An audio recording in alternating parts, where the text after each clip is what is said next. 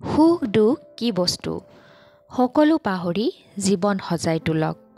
নমস্কাৰ বন্ধু বান্ধৱীসকল, আজি মই আপোনালোকক এই সুখ আৰু দুখৰ ওপৰতেই এটা কাহিনী শুনাবলৈ গৈ আছোঁ।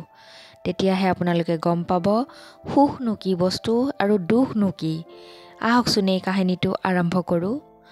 এজন ব্যক্তিয়ে সদায় ভগৱানৰ ওচৰত প্ৰাৰ্থনা কৰি কৰি কৈছিল, হে ভগৱান, তুমি মোক ইমান দুখ আৰু কষ্ট পাবলৈ জন্ম কিয় দিছা?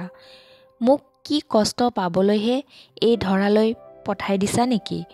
তুমি মোক তোমাৰ ওচৰলৈ লৈ যোৱা ভগৱান। মোৰ আৰু এই পৃথিৱীত এক মিনিটো জীয়াই থকাৰ ইচ্ছা নাই।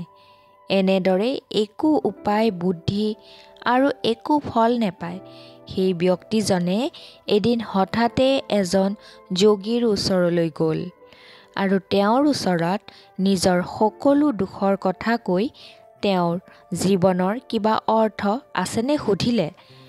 তেতিয়া যোগীয়ে লোকজনৰ কথাৰ কোনো উত্তৰ নিদি তেওঁৰ হাতত এটা পাথৰ তুলি দি কৈছিল, যোৱা, তুমি এই পাথৰ বজাৰলৈ লৈ যোৱা আৰু ইয়াৰ মূল্য সকলো লোকৰে পৰা সুধি আহা, কিন্তু তুমি এই পাথৰ কেতিয়াও বিক্ৰী নকৰিবা আৰু যেতিয়া ঘূৰি আহিবা মই তেতিয়াহে উত্তৰ দিম তোমাৰ দুখ ভৰা জীৱনৰ মূল্য কিমান।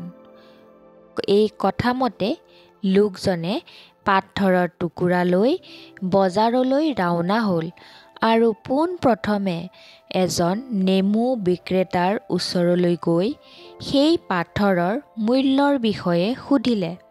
নেমু বিক্ৰেতাই সেই পাথৰৰ বিনিময়ত 1 ডৰ্জন নেমু দিবলৈ মান্তি হ'ল। তাৰ পিছত সেই মানুহজনে সেই পাথৰ লৈ এজন এইবাৰ পাচলি বিক্ৰেতাৰ ওচৰ পালে আৰু সেই পাথৰৰ বিনিময়ত দাম কিমান দিব পাৰিব সুধিলে। উত্তৰত পাচলি বিক্ৰেতাই সেই চকচকীয়া পাথৰৰ বিনিময়ত 1 বস্তা আলু দিবলৈ সৈমান হ'ল। তাৰ পিছত লোকজন সেই পাথৰৰ টুকুৰা লৈ এখন সোণাৰীৰ দোকানলৈ গ'ল আৰু তাতে গৈ পাথৰ দেখুৱাই তেওঁ সোণাৰীক একে প্ৰশ্ন কৰিলে। সোণাৰীয়ে ভালদৰে নিৰীক্ষণ কৰি পাথৰৰ মূল্য প্ৰায় 10 লাখ টকা হ'ব বুলি ক'লে আৰু লগতে সোণাৰীজনে পাথৰটি কিনিবলৈ আগ্ৰহো দেখুৱাইছিল। কিন্তু লোকজনে পাথৰটি বিক্ৰী নকৰি এইবাৰ সেই পাথৰ লৈ এজন পাথৰ বিক্ৰেতাৰ ওচৰলৈ খোজ দিলে, যিয়ে ভিন্ন ৰকমৰ পাথৰ বিক্ৰী কৰে আৰু তেওঁৰ ওচৰলৈ গৈও একেই প্ৰশ্ন কৰিলে।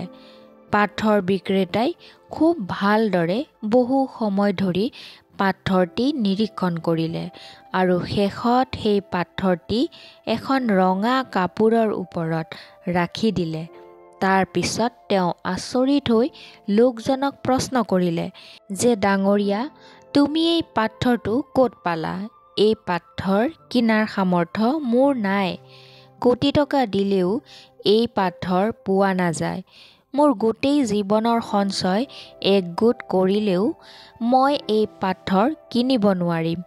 আনকি মোৰ জীৱন দিলেও এই পাথৰ কিনা মোৰ বাবে সম্ভৱ নহয়।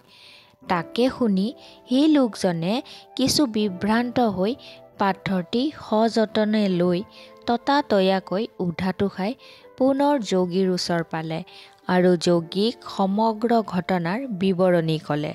এই গোটেই কথাবোৰ শুনি যোগীয়ে লোকজনক ক'লে যে ইয়াত একো আচৰিত হ'বলগীয়া কথা নাই, কিয়নো বিভিন্ন মানুহে বিভিন্ন ধৰণে এই পাথৰৰ মূল্যায়ন কৰিছে, কিন্তু শেষৰ লোকজনেহে ক'লে যে তেওঁৰ এই পাথৰ কিনাৰ সামৰ্থ্য নাই।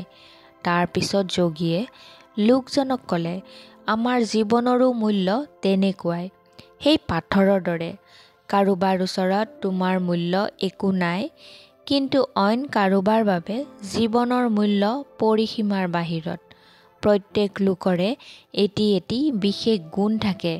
কাৰোবাৰ আছে টকা, কাৰোবাৰ জ্ঞান, অইন কাৰোবাৰ বুদ্ধি, কাৰোবাৰ যদি অহিংসা আৰু আন কাৰোবাৰ মাজত আছে প্ৰেম, যিটো নিজে বুজা নাযায়, আনেহে বুজে।